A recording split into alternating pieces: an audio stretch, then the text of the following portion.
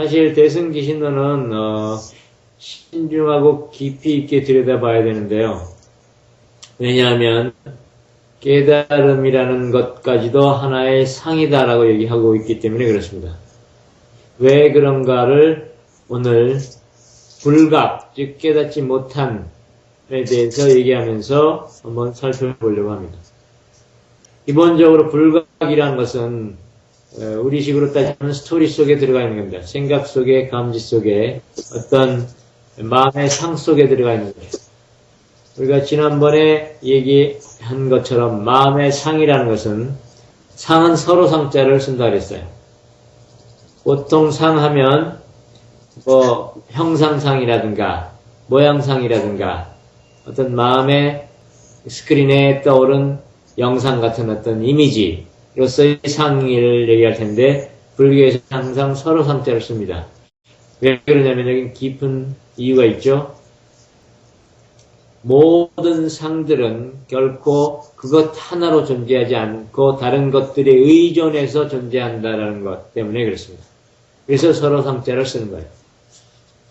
여러분들이 여기 처음에 왔을 때 흔들리는 대나무 얘기를 많이 했는데 그 흔들리는 대나무가 흔들리는 것처럼 느껴지는 이유는 그 배경에는 흔들리지 않는 느낌이 자리 잡고 있기 때문이에요. 흔들리지 않는 느낌이 없고 늘 흔들리는 것만 본 사람은 결코 이런 식으로 느껴지지 않습니다. 지금 이렇게 느껴지는 이유는 이렇게 흔들리지 않고 서 있는 이것이 경험되어 있고 그 배경에 있기 때문에 이것을 배경으로 해서 흔들리지 않음을 배경으로 해서 흔들림이 느껴지고 있으니까 무언가로 움직이는 걸로 느껴지는 겁니다. 이게 흔들림의 상이죠. 그러니까 흔들림의 상은 흔들리지 않음의 상을 배경으로 느껴집니다. 그래서 서로 상자를 씁니다. 서로가 서로한테 의존해 있다는 거예요. 우리 마음의 모든 상은 서로가 서로한테 의존되어 있습니다. 그것을 대승기신론은 깨달음이라는 상에까지 적용하고 있어요.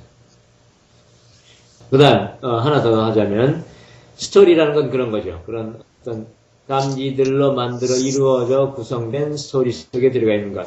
이게 불각이에요.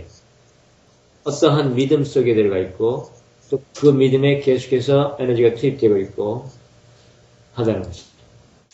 그것을 차근차근 한번 얘기해 봅니다. 소원불각의자는 의는 뜻이란 말입니다. 소위 불각의라고 말하는 것은 즉 깨닫지 못한 뜻, 깨닫지 못함이라고 말하는 것은 위, 불, 여실, 지, 진여법 1고 소위 말해서 그것은 진여법이 하나라는 것, 오직 하나의 진여법 하나라는 것을 여실이 지, 알지 불 못한다는 말이다. 다시 말해서 여실하게 진여법이 하나라는 것을 알지 못함을 이른다. 그 진여법이 하나라는 걸 알지 못한다는 것은 기본적으로 무명을 얘기합니다. 마음이 어두운 거죠. 알지 못한 것. 어둡기 때문에 알지 못하는데 그래서 그 무명에 의해서 불각심이 일어나죠. 불각심기. 자, 그런데 이 불각심기 이 유기념, 이 염은 생각념인데 여기서는 망념이라고 보면 됩니다. 불각심이 일어나면 그 망념이 있다라고 그랬어요. 이 말은 뭐냐면 대승기신론 소에서는 이것을 업상동념이라고 말하는데 업은 쌓여있는 거죠. 쌓여있는 감지입니다. 상, 서로 상자, 즉 마음의 상이죠. 쌓여있는 상, 그것이 어떻게 되냐면 동념, 마음을 움직여요. 움직일 동자, 생각념자. 생각을 움직여서 일으키면 이게 바로 망념이 됩니다. 그래서 불각심이 일어나는 거죠.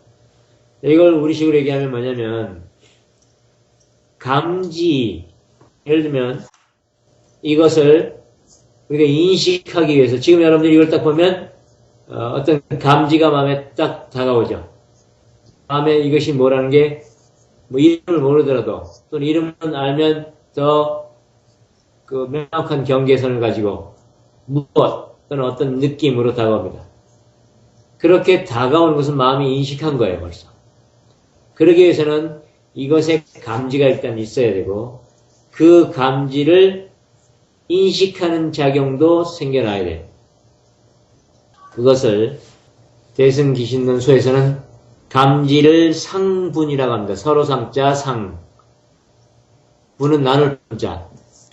부분이라 이거죠. 마음의 상에 해당되는 부분이라고 해요. 감지를. 그 다음에 감지 인식하는 부분을 견분이라고 해요. 볼견자, 나눌 자. 보는 부분. 우리가 본다라는 것은 뭡니까? 보여지는 것은 감각적으로 보는 거지만 어떤 사물을 무엇으로 볼 때는 벌써 감지가 작용한 거죠. 마음의 상을 투사해서 본다고 그랬잖아요.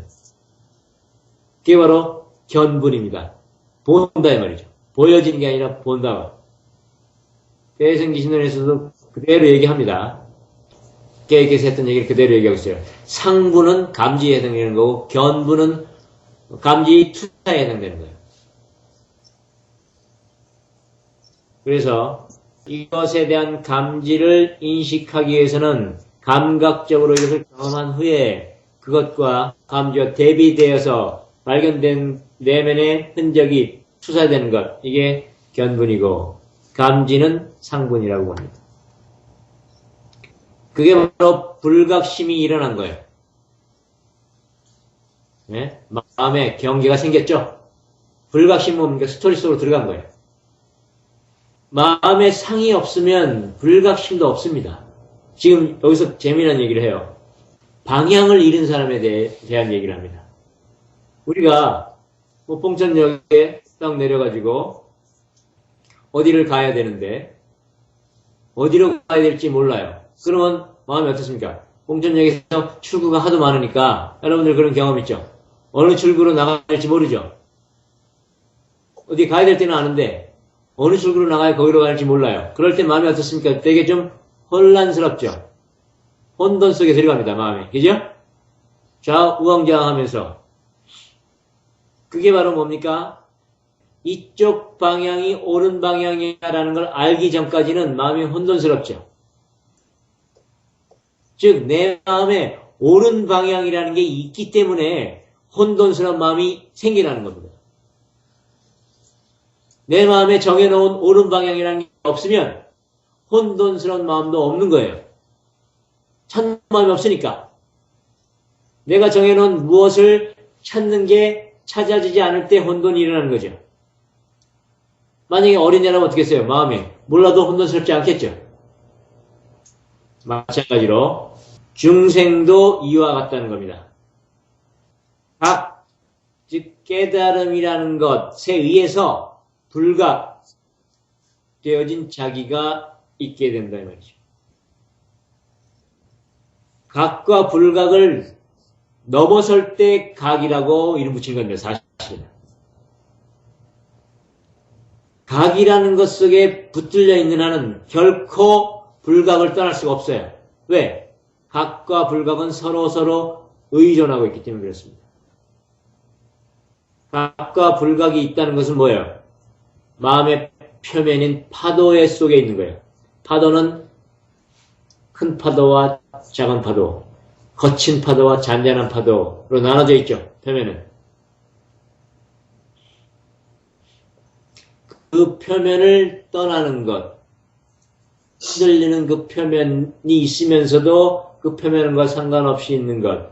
이럴 때 드디어 각이라는 것의 맛을 보는 거지. 사실은 그때는 그러니까 각과 불각이 의미 없다는 걸 발견하는 거예요. 왜냐하면 이것들 둘은 서로가 서로한테 의존하기 때문에 그렇습니다. 그래서 대승기신론소에서는 이런 얘기를 합니다.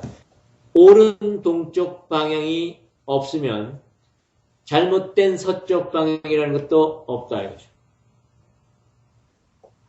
내가 동쪽 방향을 옳다라고 하는 마음이 없으면 서쪽 방향이 틀렸어라는 마음도 없다는 거예요.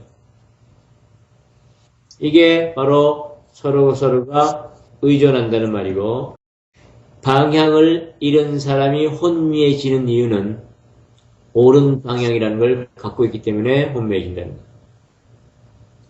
근데 어린애는 전혀 그런 것도 없죠.